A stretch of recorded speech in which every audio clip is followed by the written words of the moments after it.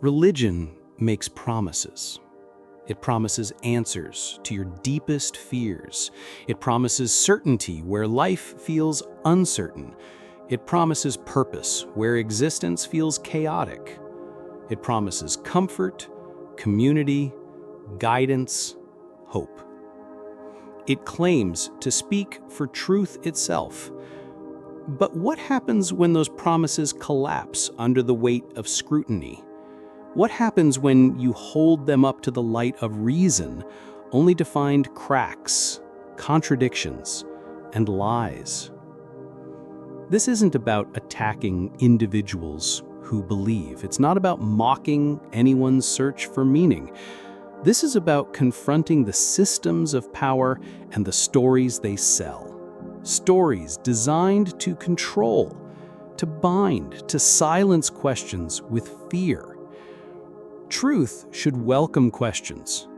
Only lies fear them. And religion, for all its talk of truth, is built on lies. Let's unravel them. Line number 1, faith is a virtue. We're told that faith is noble, that believing without evidence is strength, that trusting without proof is courage. But strip away the poetry, and what is faith? Faith is the permission to stop asking questions. Faith is the silence placed over doubt. Faith is not strength, it's surrender. If truth can survive scrutiny, it has nothing to fear. If belief collapses when questioned, then faith is not a virtue, it's a chain. Lie number 2. Without religion, there is no morality. From pulpits and sacred books, we hear that morality comes only from God, that without divine command, humans would be savage, selfish, lost. But history tells a different story. Morality isn't handed down from the sky, it's built from empathy, from cooperation, from the struggle to live together. Compassion predates commandments. Fairness arises in every society, religious or not.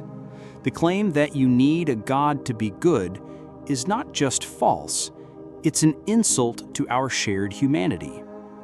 Morality doesn't belong to religion, it belongs to us. Line number 3, suffering has meaning. We're told that pain has a purpose, that tragedy is part of a divine plan, that loss and injustice are tests or lessons. But this lie twists cruelty into wisdom.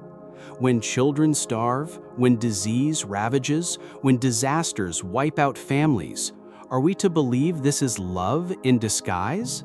No, suffering doesn't need cosmic justification. It is real, it is raw, and it is ours to face. The truth is harder but more honest. Suffering has no script. We are the ones who must give it meaning, by how we respond, by how we help each other endure. Lie number 4, religion brings peace. Faith leaders boast of unity, of community, of love thy neighbor. But turn the pages of history, and religion drips with blood. Crusades, jihads, inquisitions, holy wars, justified not despite Scripture, but because of it. When you teach that your group has absolute truth and everyone else is damned, peace is impossible. Religion unites, yes, but only by drawing lines of division. It creates us and them, believers and infidels, saved and damned. Peace is not built on exclusion. It is built on equality, and equality has always been religion's enemy. Lie number 5. Questioning is dangerous. Another lie, that doubt is rebellion, that curiosity is sin, that asking too much will lead you astray. But why should truth fear doubt? Why should questions threaten what is real? Doubt is not the enemy of truth, it is the path to it. Every discovery humanity has ever made began with a question. To call questioning dangerous is to admit fragility. Only lies need protection from questions. Truth does not. Lie number 6. Religion gives life meaning. We're told that without belief, life is empty, that meaning is something handed down by a divine author, that without God, we are nothing. But meaning is not a gift waiting to be delivered. Meaning is created through love, through art, through struggle, through connection. Religion claims monopoly over purpose. In reality, it robs people of the courage to define their own. Life without imposed meaning is not hollow, it is free. Lie number 7. Death is not the end.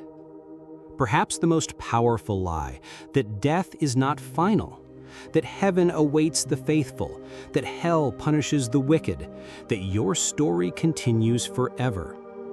This promise soothes fear, but at a cost. It teaches people to see this life as a prelude, a test, a temporary stage. And in doing so, it diminishes the only life we know for certain we have. The truth is harder, but it makes every moment precious. Death is real. This life is finite. That is why it matters. The beauty of life is not that it goes on forever, but that it burns bright while it lasts.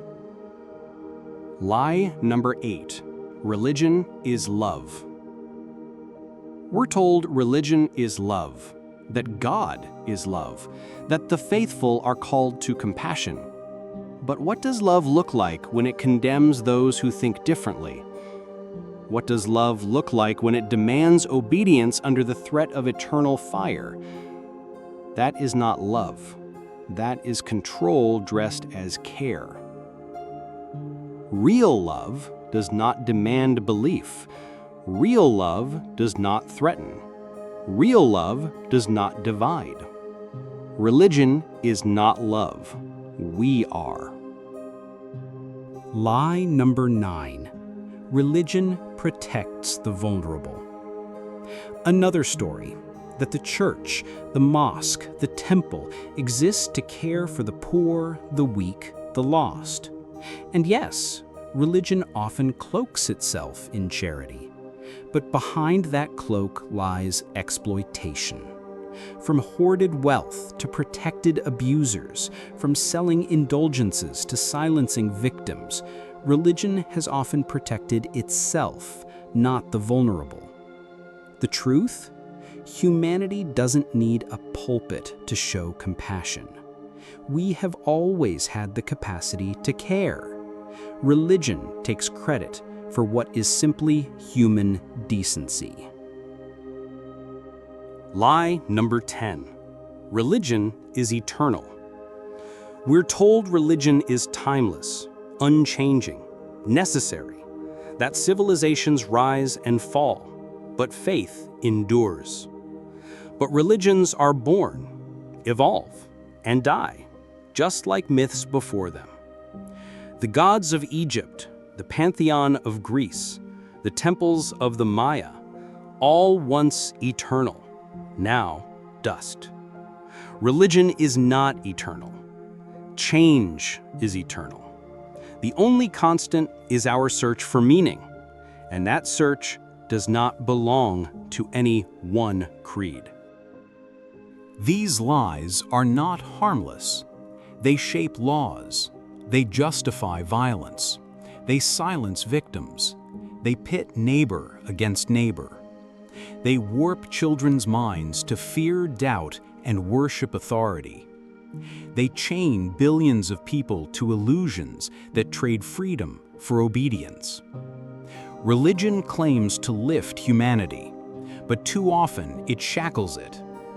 And when we expose these lies, we are not tearing down meaning, we are reclaiming it. Without these lies, where does that leave us?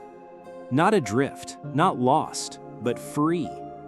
Free to question, free to build morality on empathy, not threats. Free to find meaning in the brief, miraculous span of life we are given. Free to stand in awe of the universe without needing to shrink it into dogma. Religion's biggest lies crumble under the weight of truth. And what remains is not emptiness, but possibility. You don't need faith to be strong. You don't need commandments to be moral. You don't need promised heavens to make life worth living. You are already enough. Truth is not handed down. Truth is discovered. And it begins the moment you dare to question.